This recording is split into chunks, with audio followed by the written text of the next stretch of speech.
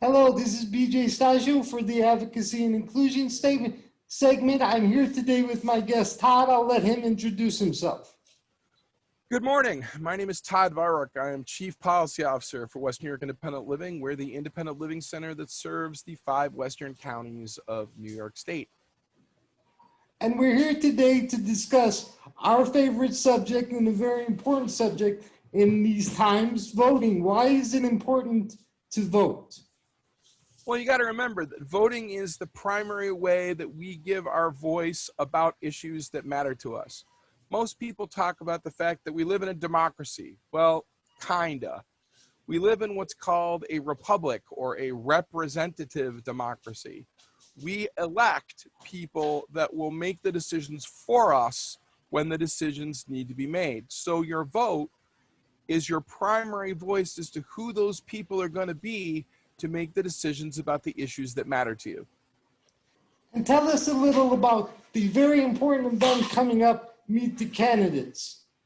It's always good about Meet the Candidates. Well, one of the things about being a voter is what's called being an informed voter. And being informed means that you know of the people that are going to be elected to do a particular job, how they respond on issues that matter to you. So if somebody's running for mayor of the place that you live, you would expect them to be able to answer questions about how many police officers there are, or what kind of fire protection there is, or how they handle garbage or taxation, right? But we're talking about people that are working with folks with disabilities, and every level of government should have some idea of what the rights of people with disabilities are. So the whole thing about keeping yourself educated is to recognize that there are paths to make sure that you get information. For example, you can go to the campaigns of the people that are running for office, or the office of the person who's got the job currently. The word for that is called incumbent, right? So you can go to the incumbent's office and ask them questions all you want, but what about that person that's running for office that doesn't have the job? All those folks have campaigns. They have a small staff. They have some place that you can call so that you can sign their petition to get on the ballot to be into office. So there's always a place you can go to ask a question to get to know somebody. But we at West New York Independent Living think that it's important that there's an easy way to find out that information. So every year, around Election Day, we hold what's called a Meet the Candidates Day. We send notices out to all the candidates that are on the November ballot that says if you want to talk about disability issues with people with disabilities, here's the event. You can come on that day of the event and talk to folks for about 10 minutes. Well, this year in the land of coronavirus or the pandemic, we're not necessarily going to force people to gather up, but we are going to do it virtually. So we are going to offer the opportunity for candidates to talk about disability issues with advocates, and we record that, and that is made available on our website, made available on our Facebook page, but also the Niagara Frontier Radio Reading Service will run those on their station. And you can get that not only on the special radios provided by Niagara Frontier Radio Reading Service, but also on the internet, on your Google Home or your Amazon smart speakers. Very easy to find the skill for that or the app for that for your phones to load that up and find the podcast for the person that you're looking for. And can you give us the Western New York Independent Living Center website address, please? That would be www.wnyil.org. Now, how does a direct support staff best support an individual, one, to register to vote and find out information about the candidates? Well, remember that they're going to use the same system to find out information about the candidates that a advocate would use. So they're going to be on the website, looking up that person's name if it's of interest to the advocate, remember. But let's talk about that whole thing about registering to vote, and then we'll talk about voting. Registering to vote is a critical responsibility for direct support staff.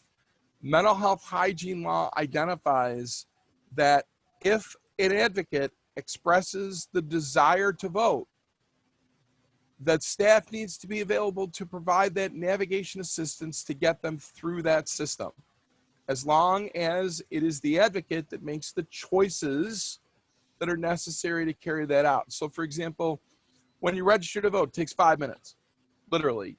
You need to know your name, your last 4 digits of your social security number, maybe the numbers on your non-driver identification card just to prove that it's you. And then you check the box of the party you want. And New York has 4 or 5 choices, including a box not to register for a party at all. So it's the direct support professional's responsibility to make sure that it's the advocate or the consumer that makes that choice. That responsibility carries through in taking all the steps necessary to cast the ballot. And I know your next question is going to be about voting, so why don't we do that one next? Of course. There we go. What's the process in voting? So first you're going to register to vote to pick a party, right? And that helps the local board of elections figure out where you live and what district you're in to determine which candidates you're voting for in any particular election, right? So first you got to register to vote, but then you got to vote. And in this time of COVID-19, we've got a couple of extra options to vote, but it boils down to the same 2 choices you always have. You can either go to the polls yourself, physically leave your residence and go to that place that you get on your voter registration card where there's going to be somebody there to help you cast your ballot. Or you can do it from home using a process called an absentee ballot. Now, I'm a big fan of voting in person, right? Not only does it get your ballot right where it needs to be right away, but it shows the community around you that you care enough to come out and vote. Now, I don't care, if you need 6 staff to come to help you to vote, all right, as long as you're casting the ballot yourself, I think that's great. I think that shows people that there's ways for them to vote when it gets difficult for them, all right? Because when you get there to fill out your ballot, there's 2 ways you can do that. 1, staff can help you. Remember that a ballot is nothing more complicated than those tests you used to take at school where you fill in the little circles with a number 2 pencil, right? Except you don't need a number 2 pencil.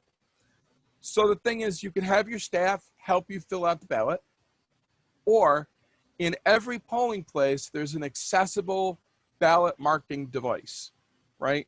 There's a way for you to vote without having to fill the circles in that will either print the entire ballot for you with your choices already marked, or mark the ballot for you once you stick it in. That's the one I use in Erie County. You feed the ballot in, and it gives you a screen where you can touch the one you want, and then at the end, it marks the ballot for you, and the ballot comes back out.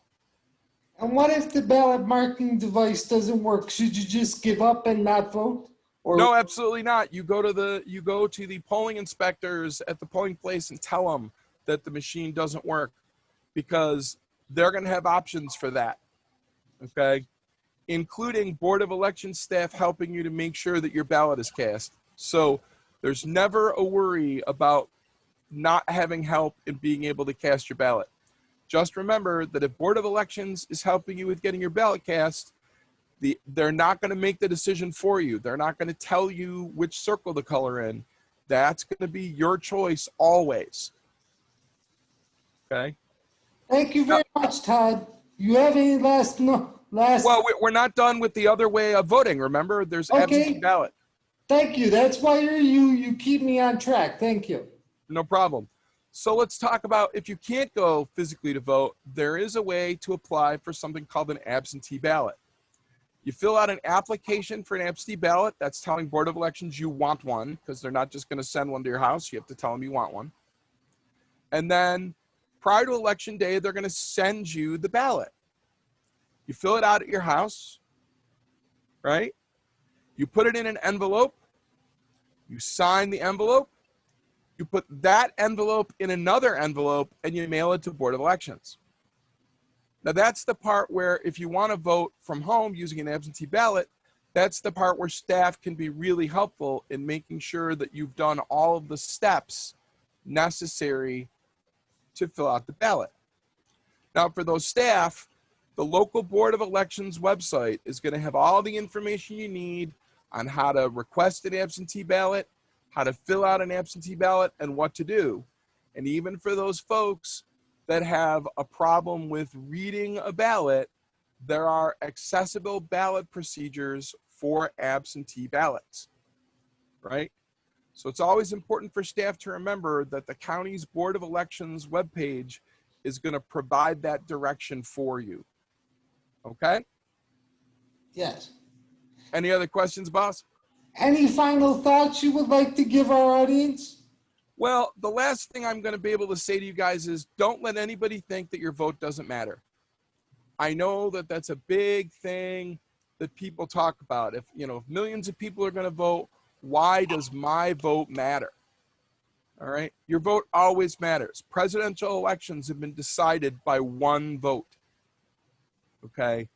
A lot of local races are sometimes decided by one vote. And a lot of times that one vote is an absentee ballot, somebody who voted from home. Your vote is always important. Okay. So never let anybody say that it's not. Thank you, Todd, very much for doing this segment with me. Always awesome to talk to you. Absolutely. Happy to help out.